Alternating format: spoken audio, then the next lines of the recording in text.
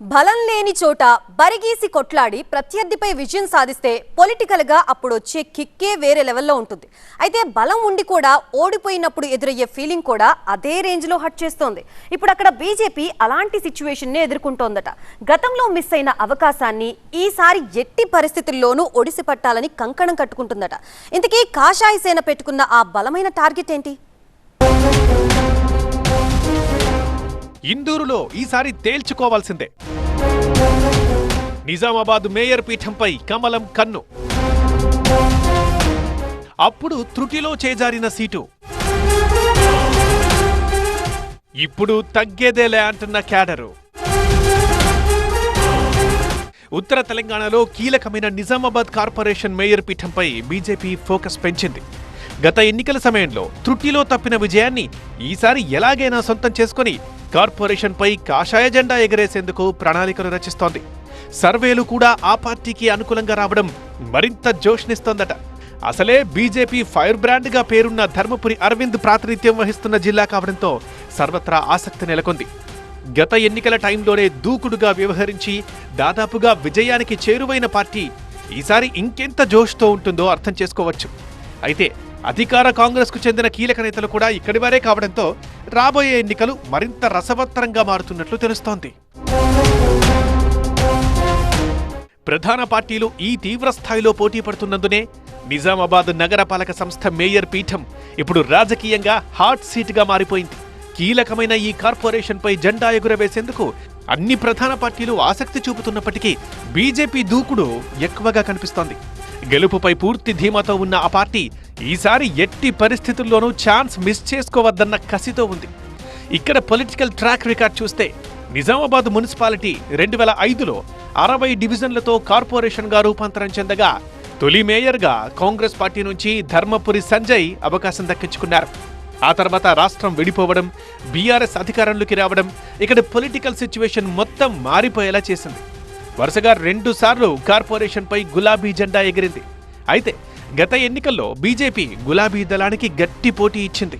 నాటి అధికార బీఆర్ఎస్ ని, ప్రతిపక్ష కాంగ్రెస్ ని వెనక్కి నెట్టి ఏకంగా 28 డివిజన్లు కైవసం చేసుకుంది. ఎంఐఎం 16, బీఆర్ఎస్ 12 సీట్లు గెలిస్తే కాంగ్రెస్ 2 స్థానాలతోనే సరిపెట్టుకుంది. ఇండిపెండెంట్లు ఇద్దరూ విజయం సాధించారు. అయితే నాడు రూలింగ్ పార్టీగా చాకచక్యంతో వ్యవహరించిన బీఆర్ఎస్ ఎంఐఎంతో కలిసి మేయర్ పీఠాన్ని దక్కించుకుంది. అయితే నైతికంగా విజయం తమదేనని ప్రకటించుకున్న బీజేపీ వచ్చేసారి కప్పు మాదే అంటూ అప్పుడే భీష్మ ప్రతిజ్ఞ చేసింది. అప్పుడు సవాల్ చేసినట్లే ఇప్పుడు పరిస్థితులు కూడా బీజేపీకి అనుకూలంగా కనిపిస్తున్నాయి. నాడు సిట్టింగ్ ఎమ్మెల్యేగా బీఆర్ఎస్ సభ్యుడు ఉండగా ఇప్పుడిక్కడ బీజేపీ ప్రాతినిధ్యం వహిస్తోంది. దీంతో సహజంగానే కాషాయ సేనలో కథనోత్సాహం కనిపిస్తోంది. అంతేకాదు నిజామాబాద్ ఎంపీగా BJP fire brand Dharmapuri Arvind ఉండడం ఈ పార్టీకి అదనపు బలంగా చెప్పొచ్చు. అందుకే ఈసారి ఎలాగైనా మేయర్ పీఠాన్ని కైవసం చేసుకునేందుకు అన్ని పార్టీల కంటే ముందుగానే ప్రణాళికలు సిద్ధం చేసుకుంది కాషాయ సేన.